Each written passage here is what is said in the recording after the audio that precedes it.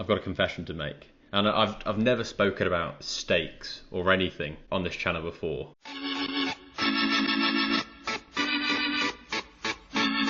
Welcome back to the Let's Talk Racing YouTube channel in association with Racing TV. I'm Joshua Stacey and I'm joined alongside Andrew Blair White. And Andrew, it's been a couple of weeks now since Cheltenham. We've delayed the video. We wanted to go through each race thoroughly, but it's done. How do you feel? Are you satisfied? Yeah, it was a great week, always is, Cheltenham. Obviously some horses went with us, some horses went against us, and some brilliant results along the way as well. It was nice to actually sit back and to digest them all, not just to kind of plough into it straight away. I've struggled slightly to acclimatise back to the old midweek racing, and I must say I got no enjoyment from everyone harping on about the Lincoln on Saturday.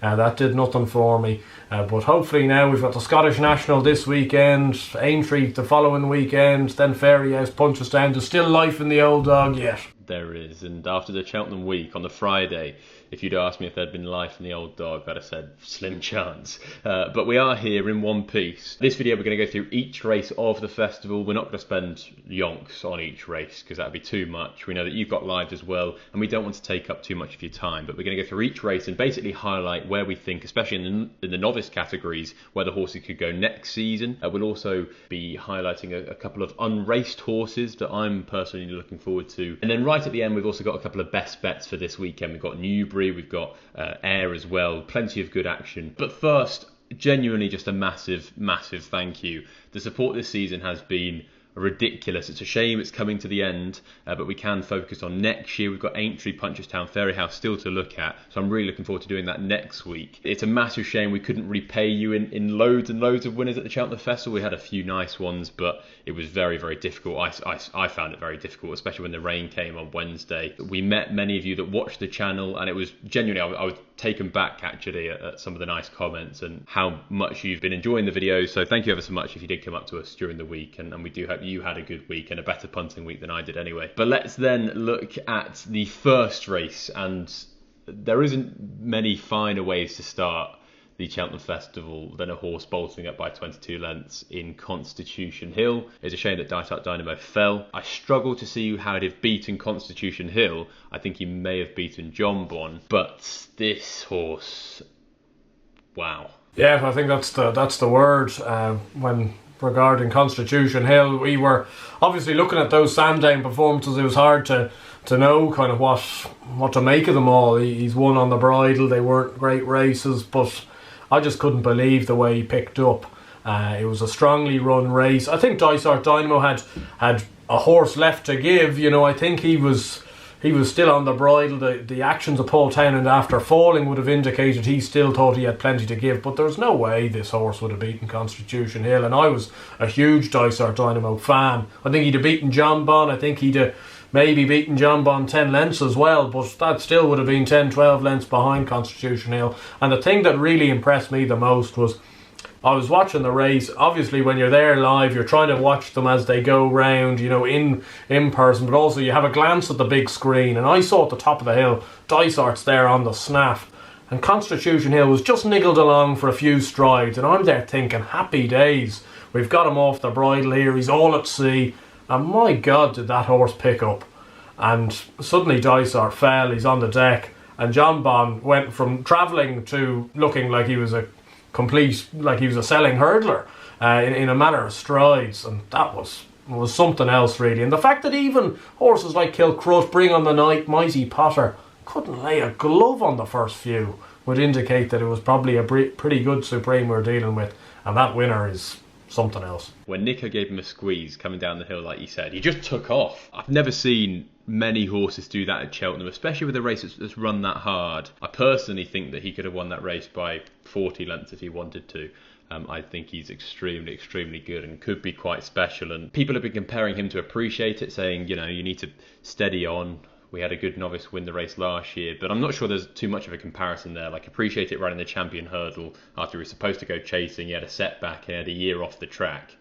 You'd be pretty harsh to compare Constitution Hill, who's also a completely different model, to Appreciate It. I don't think we'll see him at Punchestown. I don't think we'll definitely not see him at Aintree.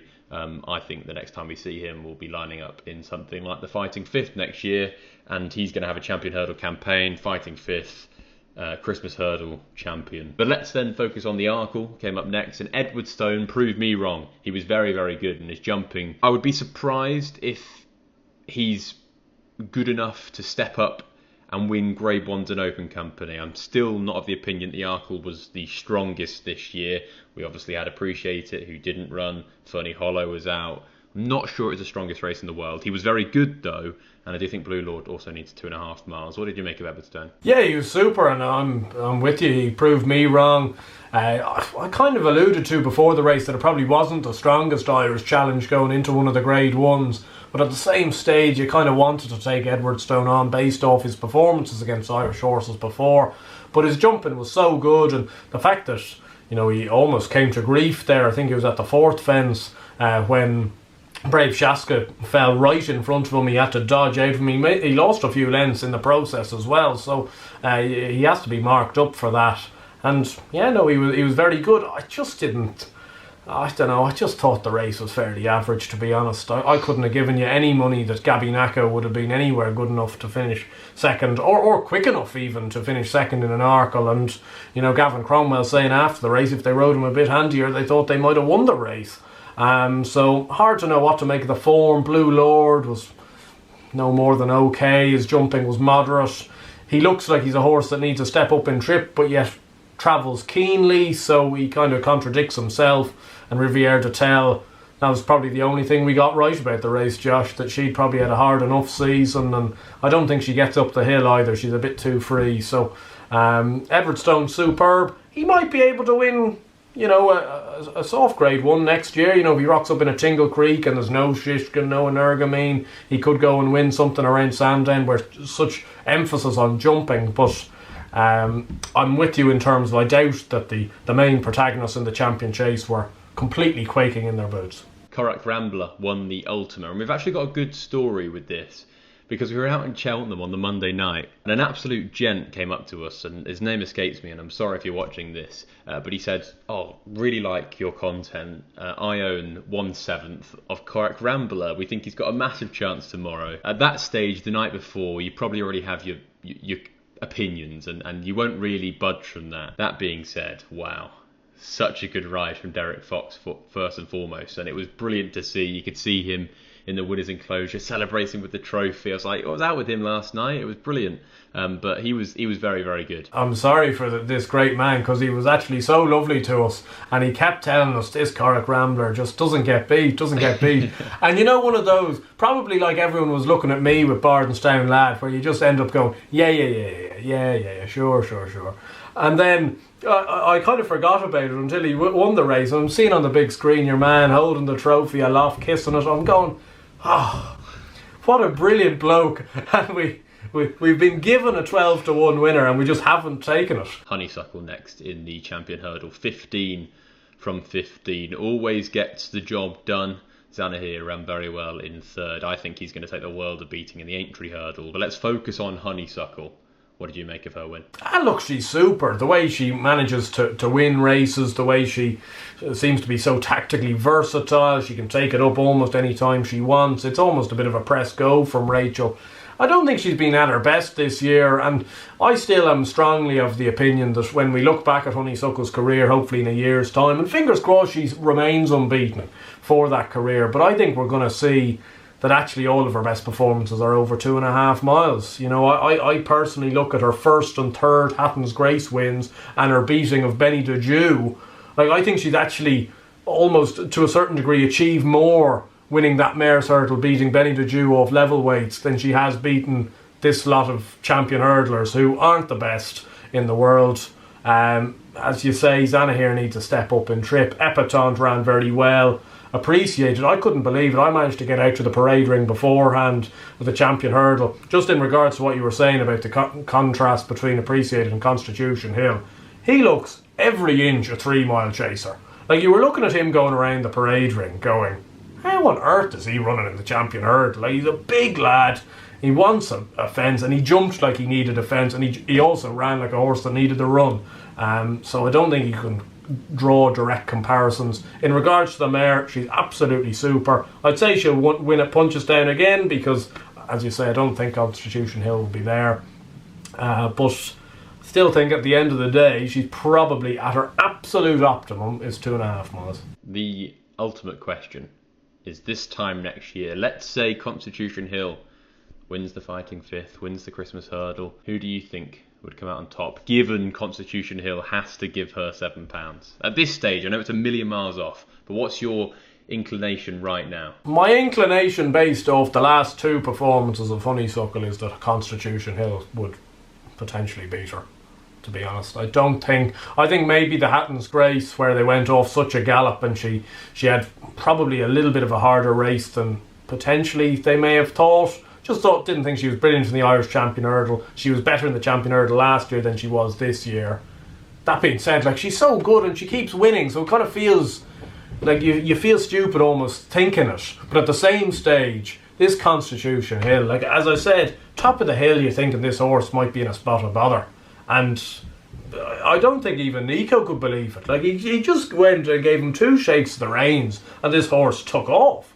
And if he keeps progressing, considering it's his 3rd career start and he's done that, what happens if it's his 6th or 7th career start and he keeps going like that? I just can't see almost any horse that could beat him. I know that's strong, and there might be viewers out there going, whoa, we can't disrespect Honeysuckle, but I don't think we are. I think you can appreciate how brilliant Honeysuckle is and how dominant she's been, and she's won 2 champion hurdles, but also acknowledge that Constitution Hill looked a seriously good horse on his, like you say, 3rd career start. He's ran 3 times under rules, he's won 2 grade 1s, and he's won a Supreme Novice Hurdle. He's so professional. When you ask him, he takes off. He seems ground versatile. I would agree. I think Constitution Hill would beat her, giving her £7. It's my personal opinion. I'm happy to get absolutely drilled in the comments, but I just think he's an absolute freak. I really do. I pray that Constitution Hill is 5 for 5 going into the Champion Hurdle and Honeysuckle 17 for 17, and we get this mammoth clash, because it would just be brilliant. I'm not sure there would be a clash as big. It would just be off the scale. The next race was won by Marie's Rock in the Mare's Hurdle, and this was horrible. This was horrible for both of us. Miss Milner didn't have the greatest of passage, but Tell Me Something Girl was tanking, and I'd have liked to think that she'd have beaten Marie's Rock. I'd have liked to think that. If she couldn't, I'd have been very, very disappointed. It was one of those, it was a horror watch for the 2 of us. Obviously the Indefatigable taking a bad tumble, and luckily enough she was okay to fight another day, but wiped out your mare, who was tanking, and wiped out Mrs. Milner, who was equally tanking. And I know people are going to say I've probably got my biased goggles on, but I just couldn't see a world actually where if the 2 horses that weren't interfered with, if that race hadn't been, if Indefatigable wasn't there and those 2 horses are just able to make progress, I just think they would have finished 1st and 2nd. Like, I think that the only thing, you've seen Rachel on the deck, she's there thinking what might have been. I have never seen Brian Cooper as upset coming back into the into the parade ring afterwards, coming back in 3rd. Like, he obviously thought he had plenty left in the locker. I've had a few discussions with a few connected with the team. They're all devastated. Now, obviously, there's pros and cons for both horses and both connections. At least you've got a proper grade 1 mare there, and you've got plenty more, and both horses are sound, and you can go back next year and you can go to Punchestown over 2-4, but it was just an anti-climax of a race because of that, because you were looking at it like we weren't watching the race together, but I'd say both me and you coming down to 2 out are both there going, yes, no. It was just one of those things. But Marie's Rock was very good. Queensbrook's a solid mare. She ran a solid race. She's not spectacular. But no, Marie's Rock was probably a bit better than I thought she was. The following race was the Boodles, and it was won by Brazil. The talking point, I think, is Gaelic Warrior, because he was this enigma going into the race, and it was a massive run. Oh, very much so, and the fact that they bounced him out in front would have been a fair indicator that they thought they had an absolute snip. And to be honest, like he's probably thrown the race away with a few indifferent jumps. He's jumped pretty hard out to his right at a couple of obstacles, and he's ended up getting beaten ahead or something. That being said, one of his jumps at the last, with a circuit to go, has pushed Brazil back 4 or 5 lengths due to interference. So I think, as you suggested, it was a mighty performance from Brazil to still go and win the race despite that. I would say those 2 horses are much better than handicappers. I think the rest of them in behind resembled kind of probably more so your typical Boodles horses. Bellex 1 ran a very good race for Nichols. HMSC horse, 2 friendly. They're kind of more your stereotypical good, well handicapped handicappers that go very close in a Boodles. As for these 2 horses out in front now, as you say, whether they're proper Grade 1 horses I'm not sure, but they're certainly graded animals. Yeah, well, the interesting thing with Gaelic Warrior is because he didn't win and he's not won in France, he's still a novice. So I suspect, would he go to Punchestown and run in the Grade 1? Maybe. He could also go to Aintree. I have no idea what they're going to do with him. And he could qualify for something like the Supreme, the Ballymore, and a novice hurdle next year, which I do think is interesting. Interesting, I think, that Gaelic Warrior could still be a novice next year. Let's then talk about the National Hunt Chase. And Statler was victorious. I think he outclassed Run Wild Fred, and it turned into a speed test, and there was no way that Run Wild Fred was going to beat Statler in a speed test. I'd personally like to see Jamie Codd go a little bit harder out of the front. That being said, I just think maybe Statler is the better horse. Yeah, very much so. I was really impressed with Statler, actually. He jumped so slick all the way round. Now, it was a messy Mickey Mouse little race. The fact there was only 6 runners in the end was catastrophic. And I still believe, like in the old school National Hunt Chase days of 5-6 years ago, where you had 20 runners in there and a few loonies going off at a mad clip, you still might have almost got Statler beat in that type of a race. But in a tactical 6-runner affair where they're just lobbing away, he was never getting beat. And Jamie Codd, he's tried to send him on, Fred on at 3 out, and your man's just sped past him, you know. But at the end of the day, Statler's more likely to be I don't know whether he's going to be up to winning a Gold Cup, probably not, but he's more that type of horse. Like, he's going to go back down in trip 1, would assume, to running Grade 1s. As for Fred, is the definition of a handicap plodder at your 3.5 mile Irish National, English Nationals. So it was always going to be that way, the way the race worked out. A couple of disappointments in behind. Geez, Vanillier just can't jump for peanuts, because Cromwell's horses are absolutely flying, and that horse just he's certainly not one to be putting in the tracker. He's one to keep in the never again list. I've got a confession to make, and I've never spoken about stakes or anything on this channel before, but after last year I did a double, a £30 double with Statler at 14 to 1 for this race, and Galopin de Champ at 25 to 1 for the 3 mile Brown Advisory, and it would have paid 12 grand. And I was looking at it after Statler had won, and that day Galopin de Champ was declared for the 2.5 mile race, and I was just sick, and that was very, very tough. I was in bits. Sir Gerhard won the Ballymore, the opening race, on day 2. He had to tough that out. Yeah, well, everyone had to tough it out that day. Obviously, a monsoon on Wednesday for the whole day. Like, it was a dreadful day, which really did hamper performances. And the fact that Sir Gerhard still won the way he did, he pulled pretty hard. I think it was really, really nice performance. I'm in love with 3 Stripe Life. I just love him as a horse. I just wish at some stage, and maybe it will happen as a novice next year, that he kind of gets a few days in the sun in Grade 1s, because I think he's well up to it. He's just knocking into a really good horse here, which is a bit disappointing, but I'm sure there's a really good horse in there. And obviously very good to see Journey With Me get up at the last, because it was a tired fall on heavy ground, and there's more days to fight with him. He was running a big race. Nothing else got into the race, which probably wasn't surprising given the betting, but I thought Sir Gerhard was very good. 3 Stripe Life is going to make a serious staying chaser. That being said, Sir Gerhard Where would you go with him now? Would you go hurdling or would you go chasing? I think you'd go novice chasing with him, really, and probably, 2 miles, 2.5 miles, I wouldn't be sure. I just look at Mullins's camp, they're not going to send Vauban novice chasing next year, so he could end up stepping up into being your champion hurdle horse. I know some people have hinted that Sir Gerhard might be a champion hurdle horse. Based off his run at Leopardstown, he'd certainly want to sharpen up his jumping. I don't disagree with the fact that he might want to go back to 2 miles, though, because he is quite keen. But I certainly would be probably sending him over a fence. And you have options too, 2.5. Well, it's interesting. I was trying to work it out, where would they go next year? And they've got Dysart Dynamo, who I think would run in the Arkle. I think he's an out-and-out 2-miler, and he's all speed. He reminds me so much of Undersow.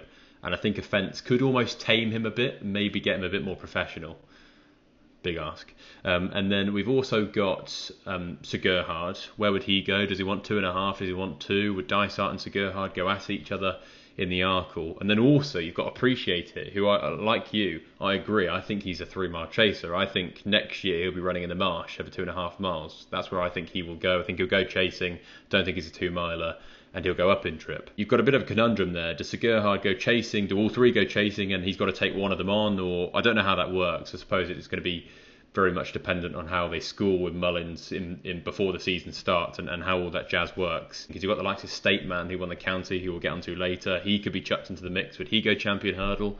Would he go chasing? Le Homme Presse next then, and he won the 3-mile race that Galopin de Champs should have ran in. It was a brilliant round of jumping. And I thought it was a great ride by Charlie Deutsch. I still think he's got to step up to be a real Gold Cup contender, but he did surprise me. Are you feeling the Le Homme Presse hype? I'm probably in a 50-50 situation. I really like Charlie Deutsch as a rider. I know I've eulogised about him for the entire year. I like Venetia's horses, and the fact that this horse jumps so well is brilliant. I must say, I spent the 2 mile 7 of the 3 mile Brown Advisory just whacking my head off a pole watching a Hoy Seigneur.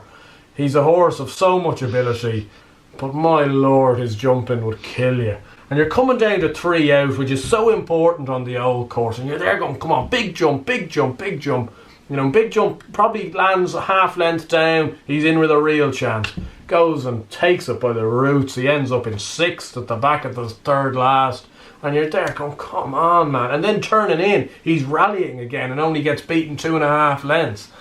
So I don't know what to make of him, because as much as it's all well and good, he kind of has to learn at some stage. And I don't know whether he is going to learn, because he keeps just running into fences, even though he's got heaps of ability. And the fact that he's finished so close to Le Homme Presse, despite Le Homme Presse doing absolutely everything right, and Hoy Seigneur doing pretty much everything wrong, I don't know whether that's an indicator how good a Hoy Seigneur is, or whether Le Homme Presse is probably at a certain level but not a top class level.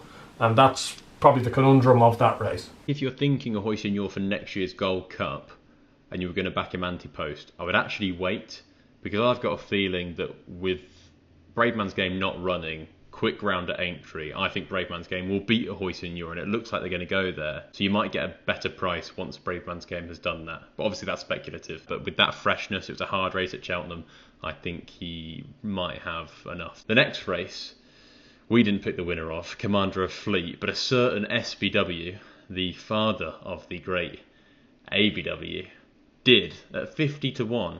What was his logic here? He's Commander of Fleet is like his Gallant John Joe. He just we've had to back this horse, and we sometimes pool some of our stakes together. So I was quite glad the horse won, because I had a bit of money on it with Dad. But I honestly think that Dad was the only person in our block of the stand that had picked this horse out. There was dead silence, and here he is giving it these ones. But he keeps banging on about the Albert Bartlett. Now, it must have been the Albert Bartlett from 2013 at this stage. I backed him in that Bartlett when he was second to Minella Inde. Yeah, I know, but then he's gone and gotten injured. He's come back. He hasn't been the same horse. They tried him over a fence. He didn't like that. He's been kind of pulled up in his last 2 handicap hurdles. And yet we're still backing this horse. And I'm thinking the morning of the race, putting this bet on, going, why are we doing this still? We're still going in on this horse. He's no chance. And he's turning in absolutely swinging. If he jumped the last well, he'd have won by 2 lengths. So, geez, hats off to SBW, because on a day of gloom, he just lit it up with a 50-1 bifter in the Coral Cup. And if anyone in the comments backed Commander Fleet, you're just as loopy and brilliant as my dad is. It was some shout. Energamine won the champion chase, which might come as a surprise for people that didn't watch Cheltenham, because the whole talking point was Shishkin, how he beat him at Ascot and how maybe Cheltenham would improve him. I definitely suckered into that. But Shishkin never went a yard. What happened? I've no idea. They were saying the ground, but he was beaten after 50 yards. Like, surely the ground hasn't affected you in your run to the first fence. Like, so, I don't know. He was just no sort of going day. I love Patrick Mullins as a man. I think he rides quite well. I think the way he talks about the Mullins horses is very good. He's good to the media. He's a brilliant writer. How does he not get the best jumper in the game to jump around? Like, he's ridden him twice. He rode him around Sandown. The horse didn't jump a twig, and he falls off him down the back in the champion chase. Now, I'm not saying he'd have beaten an Energamine, but like, how's it happening? I just don't understand logic at times. Like, and he was so good on Statler. He was so good on Facile Vega. He was unbelievable on Billaway. And yet a horse that I almost feel I could get to jump around, he's on the deck. We had one disappointment in Shishkin.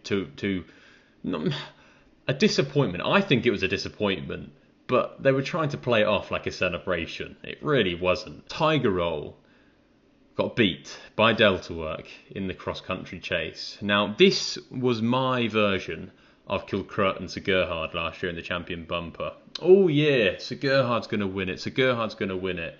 You buy into the hype of Kilcrut, Sir Gerhard wins the bumper. This season, Delta Work, schooling videos, loved him, absolutely loved him in the preview. If you watch the video, and then between the video and the time the race went off, I thought, there's no way they're going to get Tiger Roll beat here. Coming around the bend, I was thinking, yeah, this is exactly how I got it planned out. Tiger Roll's going to go and win. And suddenly Jack Kennedy, it was like a rocket went up his arse. He rode that horse like he'd never had a winner before. It was incredible to see. It was a brilliant ride, and he wanted that, and he did not care how special the moment would have been for Tiger Roll and how disappointed every single person was in attendance, every single person. Delta Work beat him. And I mean, a 5-2 about Delta Work for next year's cross country at this stage might seem a little short. But believe me, if he turns up, he's going to be 1-2. He's just in a different league. And to be fair to Tiger, I was probably more impressed by that run with Tiger Roll than I ever have been. To do that as a 12-year-old to a younger, fresher Gold Cup horse, that was some race. Oh, it was a super race. And the way it was called by Stuart Machin on track as well, he was building it up all around and turning in is Tiger Roll's day with destiny, and the crowd went absolutely skits when he jumped 2 out a couple of lengths clear. I think you have to upgrade Delta Works' performance though. Tiger Roll's such a dab hand at those races. He jumped so slick, and Delta Work jumped well, but not quite as slick. And like, he was losing perhaps even just a quarter length at a few of the last 5 or 6, and yet he still reeled him in. Obviously he has that ability in him, and there was a part of me, and I know everyone was banging on about it, I loved the way Jack Kennedy acted. You know, he was complete pantomime villain stuff. Everyone's there, while he's going past the post, he's waving his whip to the crowd. Nobody's clapping you, Jack. Like, I don't know who you're waving your whip to. Everyone's there waving their fists at you. Like, so it was just brilliant to watch. But I didn't condone the booing. I don't buy into that sort of stuff at all. That's people having a day. Like, come on. I would have loved Tiger Roll to win just as much as the next guy. I've backed him heaps of times. He's won heaps of times. He is an absolute legend, and he's gotten so many people into racing. But I'm glad, I'm with you. Like, he's gone out on his sword against the best horse he's faced in cross-country races, or Grand Nationals for that matter, and been beaten a half length or something like that. I'd much prefer that than him having won a length and everyone there going, Jesus, has Jack Kennedy actually been pulling up on your man in second? That's not the way racing works. You know, if that worked, Enable would have won 3 arcs. If that worked, album photo, would have won 3 Gold Cups last year. You know, like, Rachel wouldn't have cut him off turning in. Like, that's not how it goes. So you've got to roll with the punches. And I thought Delta Work was absolutely superb. I thought Tiger was superb. And it was a great race. And there were so many people in the crowd afterwards going, why did they run him? Why did they run Delta Work? If you were in that situation, if you were an owner and you had legitimate concerns about Tiger Roll on the ground, and there was a distinct possibility that that horse could have pulled up after a mile, so he just wasn't on a going day on that ground, you saw what Shishkin's done half an hour ago, would you really have felt good, Delta Work sitting in the stable with plan of attack beating Diesel Dalier in a photo finish? You'd have been there going, gee whiz, I've lost 50 grand here by keeping this horse in the stable, and plan of attack's won. Like, I could have had any horse to beat him. If you take out Tiger Roll and Delta Work, it's a completely different race. You can't tell me Diesel Dalier wouldn't have won that. Oh, I know Diesel Dalier would have won because he's a legend. And I was very glad William Hill were paying out 4 places I got collecting for my 16-1 on the big D's. The following race was the Grand Annual, the race that Buddy Rich should have won, but unfortunately I got a message very early on the Wednesday morning saying he's got a stone bruise, which is why he drifted all day, couldn't believe it. But Buddy Rich didn't even get the chance to see him run. He probably wouldn't have won on the ground anyway, but Global Citizen won, fair dues to him. The big talking point is the bumper, and Facile Vega. He is a seriously good horse. Beat American Mike, who was second, who I think is a really good bet at 8-1 for next year's Ballymore. I think he's a stayer all day. But Facile Vega, we could be looking at a seriously special horse here. I know we've spoken about Constitution Hill, but I almost think he's in that bracket already. Yeah, no, he's a seriously good horse, and I think on that Wednesday it was always going to be very hard to look impressive. And a lot went against him in the bumper. He had to get through a bit of traffic, and he still picked American Mike up like he was standing still, and that's the sign of a good horse. There's a load of good horses in behind there. James's Gate's a good horse. Seabank Bistro maybe one for next year's Bartlett. And these are proper horses, and he's just blown them away. He's now shown he's ground versatile. He seems to be tactically versatile. And geez, you'd love to own him. I would say the Supreme's on the docket for next year at the moment. I see no reason why you'd go anywhere else until proven. I suppose we've seen in years gone by sometimes champion bumper winners can maybe not quite deliver on what they've shown, but you'd have to think this horse has a very special future ahead of him. And it was nice to see. I saw a couple of slips being sent in.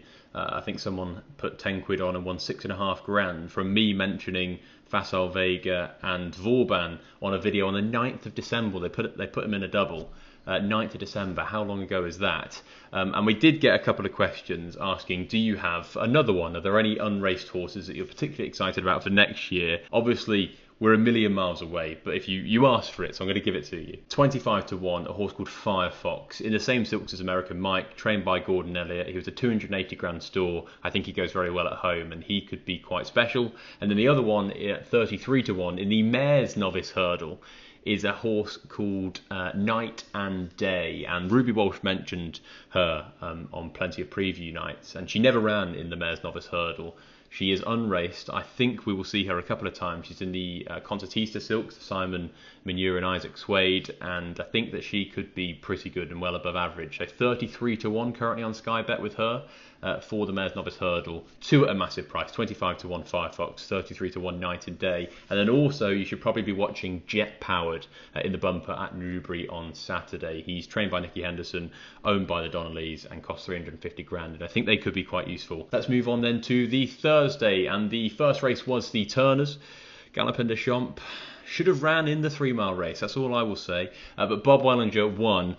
I must admit, all jokes aside, what a mammoth performance from Galopin des Champs. I was blown away. I thought Bob Wellinger would have too much toe. The ground the day before with all that rain would have definitely helped Galopin des Champs, but I didn't think it hindered Bob Wellinger's chances. And it was some performance up until the last fence when unfortunately he fell.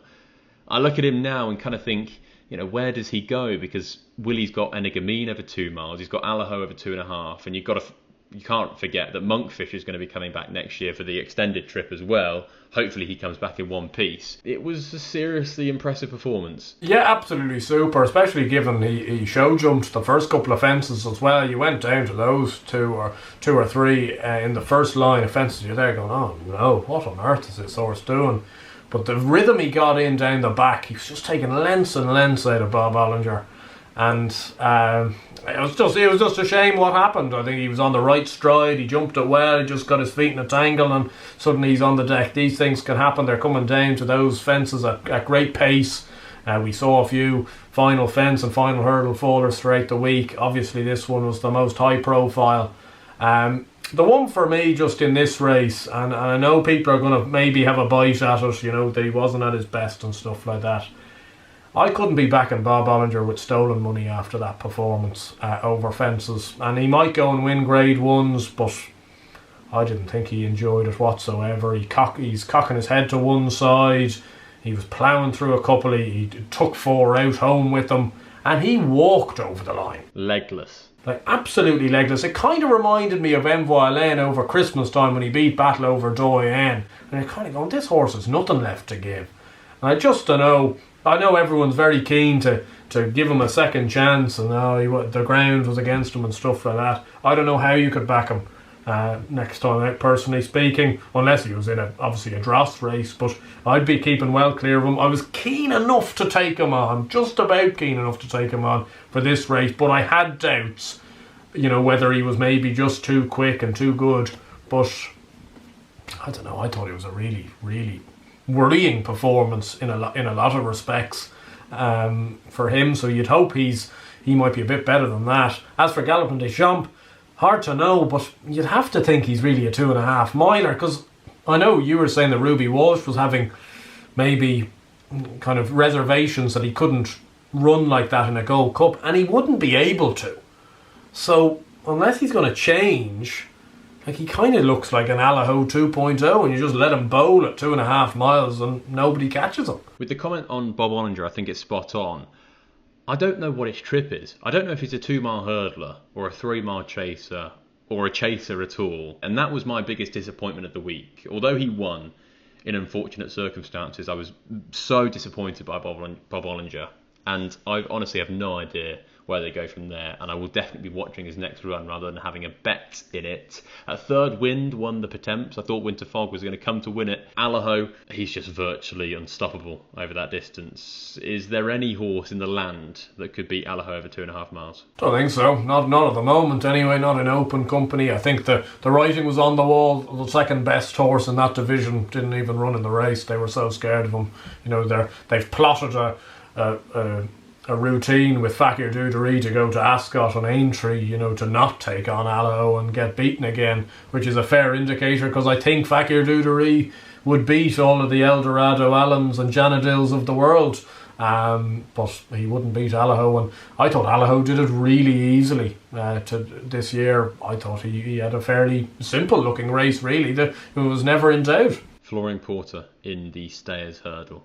Congratulations. It was a good punt at 7-1. Well done. What was your thoughts throughout the race? Yeah, I was really happy. Once the tapes went up and they were anchoring Classical Dream out the back and nobody was hassling Flooring Porter. I don't know what he went to in running after a couple 100 yards, but I'm sure he'd traded shorter.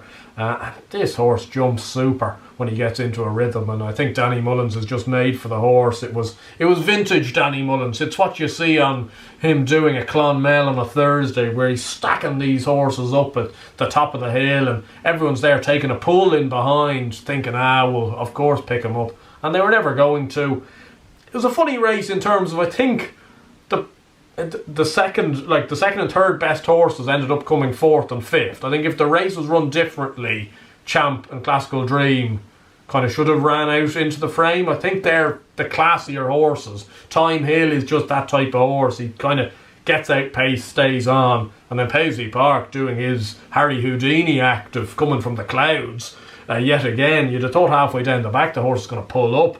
Suddenly he's only beaten 2.5 lengths. I don't know how what's going through that horse's head, that he's just like, don't care. Okay, I'll care now.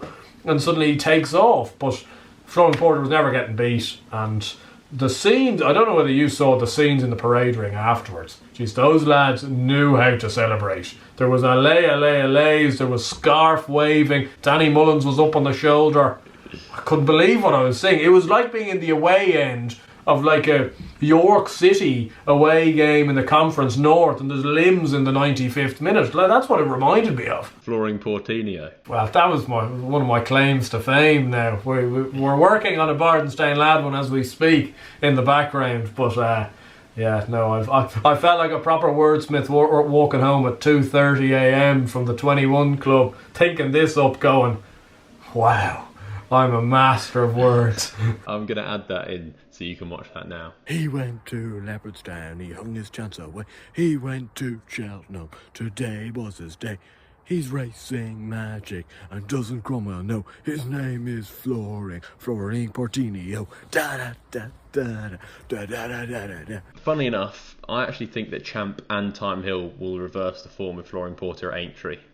Might be controversial, but I think that's going to happen. Cool Cody won the 2 miles and 5 furlong handicap chase. If I was going to sum up this year's Cheltenham Festival, my Cheltenham Festival, I would sum it up as Cool Cody winning this race, purely because he's so exposed, yet goes to Cheltenham every month virtually and puts in an 8 out of 10. And usually if that 8 out of 10 is good enough, he wins. And that's exactly what happened here. Love Envoi won the Mare's Novice Hurdle. Hold on a second. That's a British mare winning this race. Yeah, car crash of a race if you were following Irish horses like I was for the majority of Thursday. It was a terrible day. I thought going into Thursday it might be a 6-1 Ireland type of day. It ended up, I think, 4-3 England. Love Envoi was very good, and there was a few notable poor performances from a few of the Irish mares. It does tend to be a race where you like to be maybe a little bit off the pace. And the fact that Dino Blue was right up in the van, Hoare Peace was right up in the van, and they, stopped as if shot. And obviously, the horse I'd been backing all year, Brandy Love, was out with an equal stone bruise on the Thursday morning. So we had one apiece on the stone bruises throughout the week. That was disappointing. But that being said, the way the race was run and the way she has to be ridden, I'm not sure she'd have won, because she has to be up in the van as well. And it's ended up suiting a few closers. But I don't know what to make of the whole thing, because obviously Love Envoi is a very good mare and unbeaten, so she could be anything. But the fact that Nurse Susan is having a crack at the last wouldn't be a great indicator that we've maybe seen the strongest mares novels. It was a massive shame that we couldn't see Brandy Love and Allegory Devati run in the race. But that's how it goes. I think Love Envoi, in fairness to her, I think she'll make a smashing novice chaser. Chambard won the Kim Muir at 40-1. Gordon Elliott's horses just didn't run any sort of race. But moving on to the Friday, Vauban was very, very good in the Triumph Hurdle. The Champion Hurdle's firmly in the picture with him. Phil Dorr, I think, will make a smashing staying chaser. But Vauban, let's talk about him. How good is he? Well, he's going the right way, definitely, because it feels like he still has a bit to learn about the game. He jumped in the main an awful lot better, but then went and bungled the last.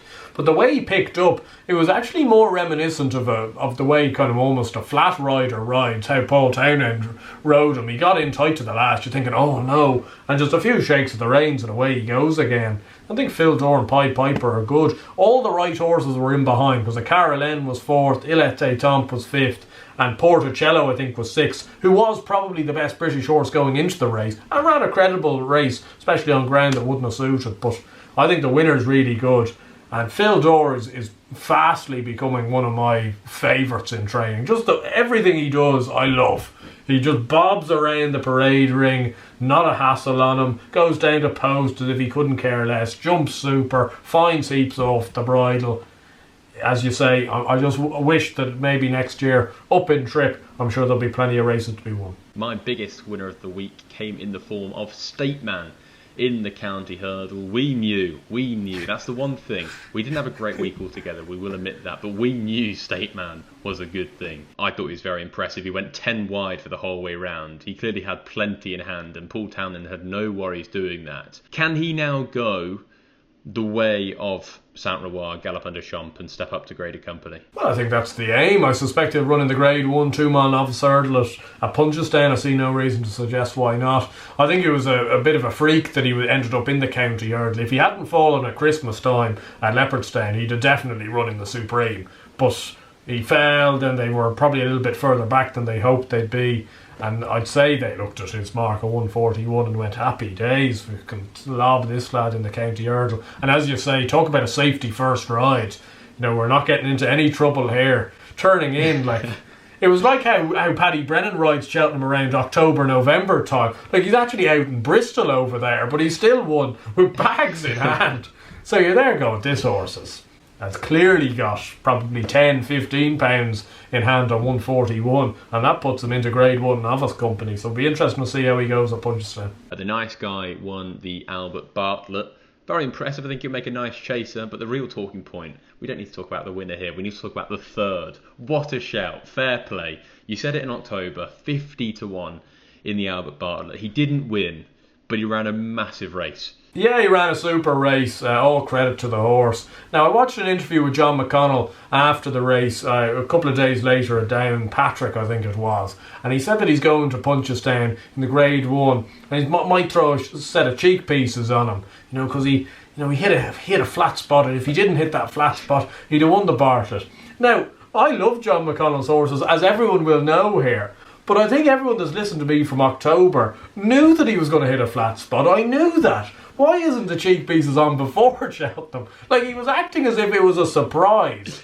Like, he hit a big flat spot in a Class 4 novice hurdle around Cartmel in July. Like, he was going to be outpaced. But I knew if he was in touching distance, he'd stay well, and he did. And he ran a very creditable race. A desperate race in a lot of respects because of what happened to Ginto. A horse me and you like an awful lot. And I didn't know what to make of him. I didn't think he was travelling for any of the race. And then suddenly turning in, he was on the bridle. So I'd say he would have been a super horse. So very, very much a shame with that. Hillcrest. People don't learn, Josh. You run at Haydock that weekend, you have no chance at Cheltenham. People constantly keep doing it and keep being sucked in by it. Henry Daly telling us he hadn't had a hard race, and he was like Shishkin, he was beaten after a furlong. Gutted about Ginto. But National Hunt Chase 2023 for Bardenstown lad? Have to see how he jumps the fence. I'm sure he'll be out in the summer winning Mickey Mouse races around Wexford, or maybe going over running in Hexham maybe this time round. Good fair track.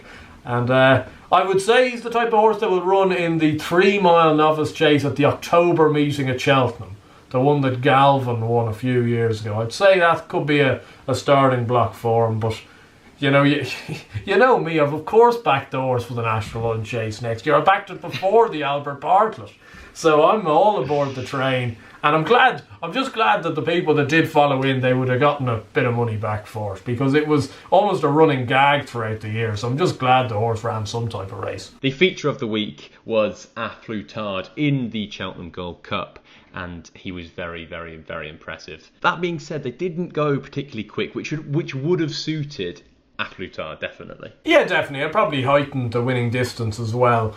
He showed a tremendous turn of foot. One thing that hasn't really been noted, because I know Robbie Powers come out a fair bit and said that Manella Indos ran a very creditable race, which he did.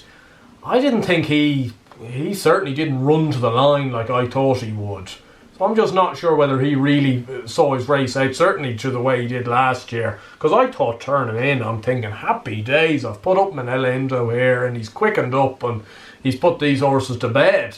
And it was a race that didn't play into the hands of the likes of Galvin, your Royal Pagais, who probably want a hint further than this trip. But no, the winner he's a smashing horse, and he was back to what he was like at Haydock, and I don't know, I suspect that probably will be him for the year. I'd say he'll rock up at Haydock again back in November time, Leopardstown at Christmas, and Gold Cup again. Bill Away, miraculous ride in the Hunters Chase. I'm not sure we're going to go through the form of that too much because I don't know an awful lot about it. Ellie May won the Mare's Chase again. Well done. Concertista, you are completely right, can't jump for toffee. And then the Martin Pipe was by far the messiest race of the week. I've never seen anything like it. Langadan barely got past the first hurdle.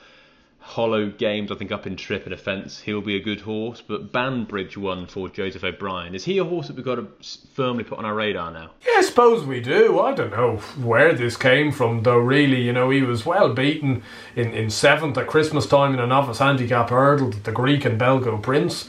were in a photo finish with. Then he obviously won at Navan. He benefited from going up in trip. He's a nice horse. As you say, messy race.